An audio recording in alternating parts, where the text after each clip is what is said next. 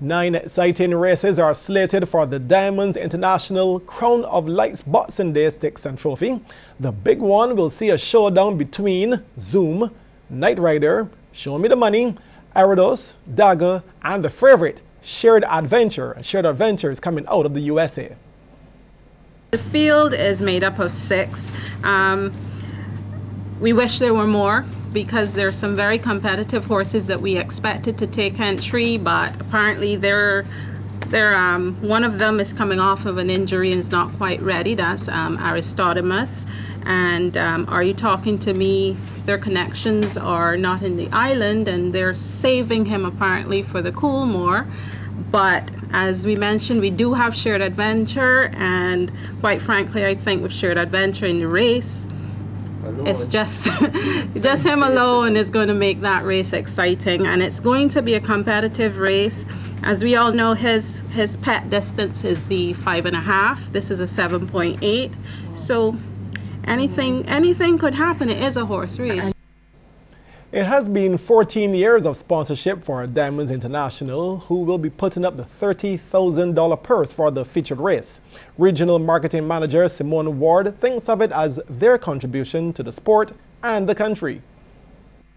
We're very happy to be sponsoring the 14th year here with the Barbados Turf Club.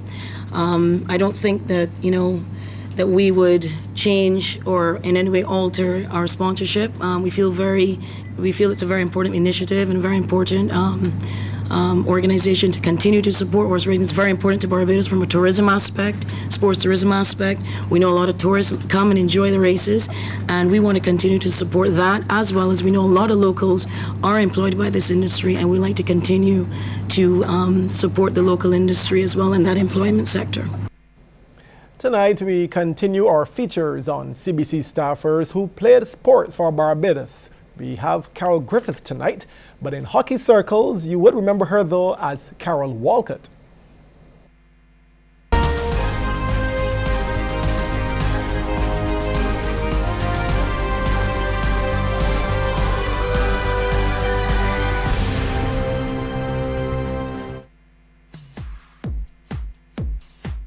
I started here in the administration department of the corporation some 25 years ago. Then I moved to the radio programming department working with Mr. Claude Graham and Ben Callender. And from there I went to the archives department with Mrs. Rosemary Allen and then Mr. Sherwood McCaskey. One of the go-to people for archival material is Carol Griffith, a long-standing member of staff. Interestingly enough, it was Carol who I went to find footage of her days as a hockey player, playing for her club YMCA and for her country.